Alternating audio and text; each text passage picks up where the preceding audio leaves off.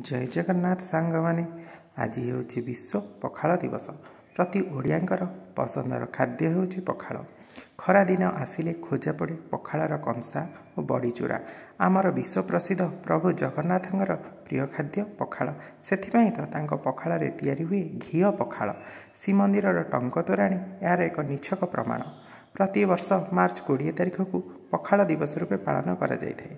गाँ ठू सहर जाए समस्ते पालन करती यही पखाल दिवस को। 9 तीयण 6 बजा सह आज राज्यवासी पालन करुछंदी पखाल दिवस।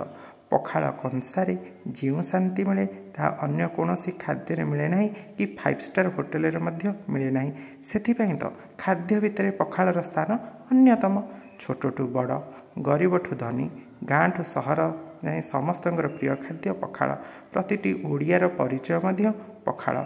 पृथ्वीर जो कोणे ओडिया लोक रोचंदी सेमानंकों आज दिनटी हूँ पखाल दिवस। समस्ते यही मार्च 20 को पखाल दिवस रूपे पालन करुछंदी।